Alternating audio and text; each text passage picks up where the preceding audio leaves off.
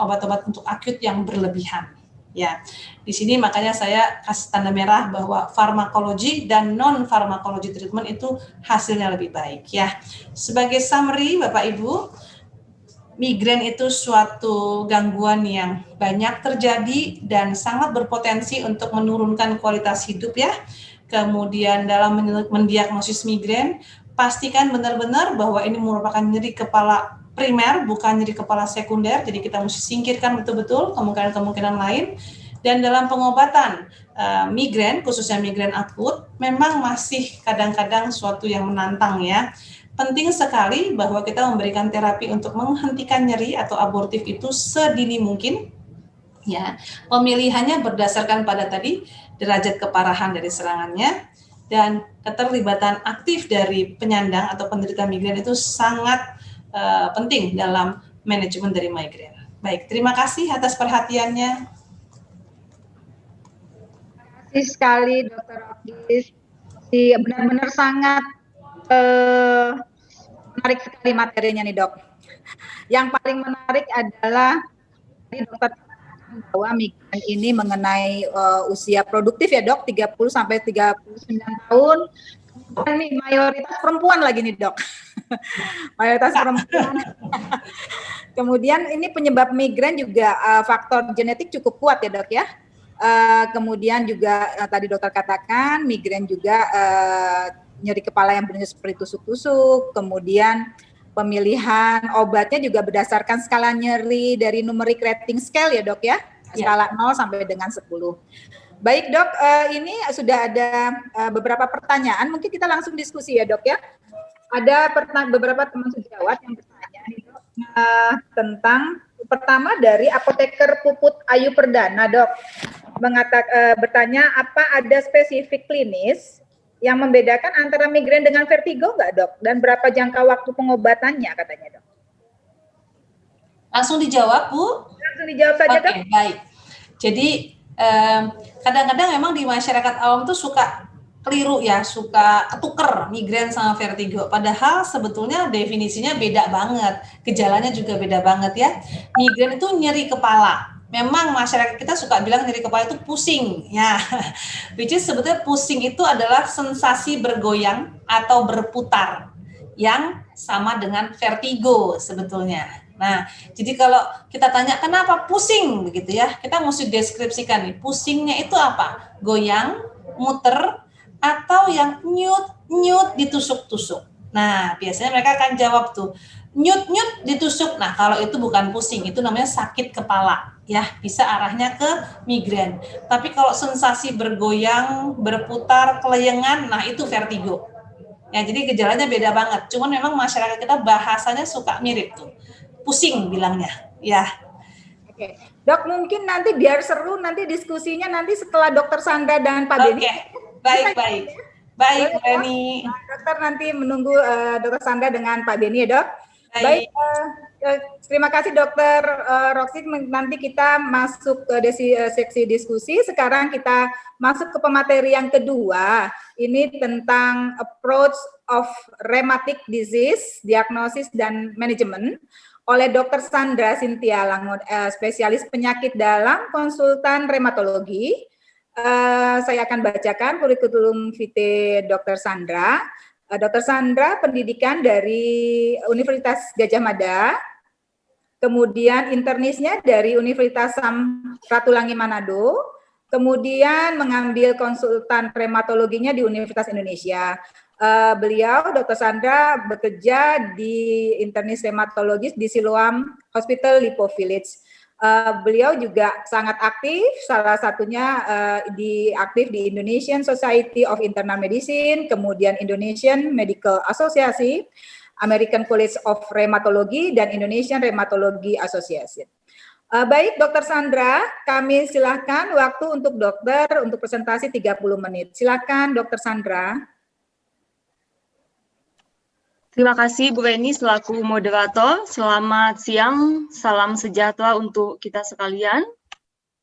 Saya ucapkan terima kasih kepada Pengurus Besar Ikatan Apoteker Indonesia atas kesempatan pada sore hari ini untuk sharing bersama Topik saya pada sore hari ini adalah tentang pendekatan diagnosis daripada penyakit rematik mengenai masalah diagnosis dan manajemen.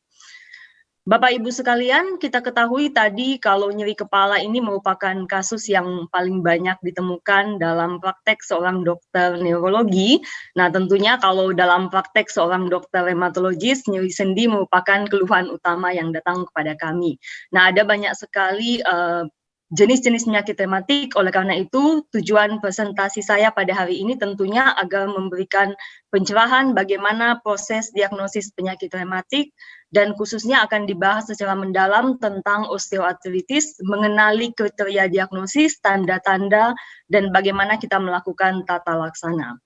Nah, ini adalah outline presentasi saya mengenai diagnosis, kemudian membedakan bagaimana yang disebut dengan artritis, inflamasi, dan non-inflamasi, kemudian tata laksana osteoartritis, dan beberapa studi klinik dari Insight yang bisa kita gunakan pada pendekatan di tata laksana osteoartritis.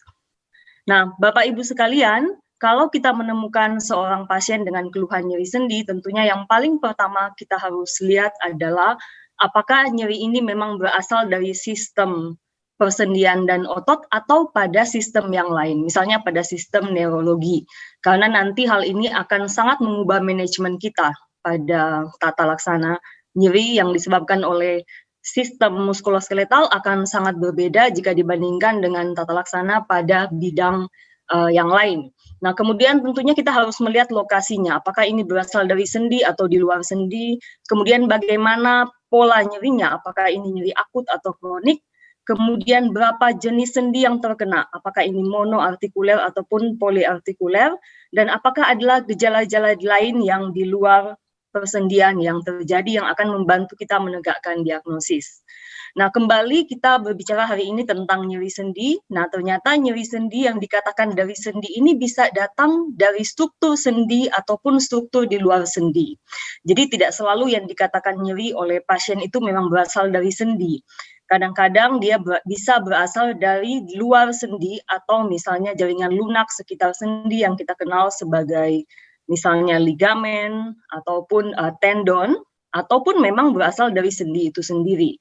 Sehingga nanti kalau kita sudah mengambil kesimpulan bahwa ini adalah suatu nyeri sendi, kita nanti harus membedakan apakah ini adalah merupakan artritis inflamasi, non-inflamasi, atau hanya artralgia saja. Nah, Bapak Ibu sekalian, ada yang disebut dengan artritis inflamasi. Nah, ini kita pada waktu menegakkan diagnosis radang sendi, kita harus bedakan mana yang inflamasi dan non-inflamasi. Nah, yang dimaksud dengan artritis inflamasi ini adalah suatu nyeri sendi yang ada penyebab, biasanya ada latar belakang penyebab suatu penyakit-penyakit yang lain. Biasanya di sini adalah penyakit-penyakit rematik autoimun. Nah, ada perbedaan gejala antara artritis non-inflamasi dan inflamasi, di mana pada artritis inflamasi ini biasanya nyerinya timbul pada saat istirahat. Jadi justru makin memberat pada waktu bangun tidur.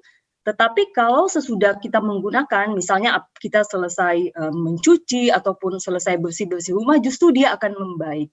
Dan biasanya khas pada inflammatory arthritis ini kakunya agak lebih lama, lebih dari 30 menit, bahkan kurang lebih 60 menit atau bahkan lebih. Dan sering disertai dengan pembengkakan sendi. Nah, bagaimana dengan artritis non-inflamasi? Artritis non-inflamasi ini biasanya yang paling contoh yang paling sering adalah osteoartritis. Nyerinya ini justru timbul pada waktu kita melakukan suatu aktivitas. Jadi misalnya habis bekerja nyerinya akan timbul dan justru akan membaik kalau kita beristirahat. Jadi ini berbeda dengan yang jenis yang inflamasi tadi. Dan biasanya kalaupun timbul kekakuan pada pagi hari, kekakuan pada artritis non-inflamasi ini biasanya lebih cepat membaik, jadi tidak terlalu lama. Kemudian seringkali juga artritis non-inflamasi akan terdapat pembengkakan, bukan pembengkakan struktur sendinya, tapi seperti pembengkakan tulang atau bony swelling, dan sering juga terjadi soft tissue swelling di pembengkakan soft tissue di sekitar sendi itu. Nah, Bapak Ibu sekalian, ini kita akan membedakan tentang artritis inflamasi dan non-inflamasi.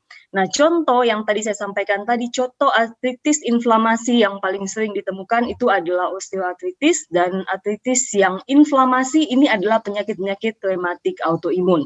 seperti misalnya rheumatoid arthritis ataupun lupus. Nah, kembali perbedaan yang paling jelas sekali antara dua tipe daripada artritis ini adalah kalau yang non-inflamasi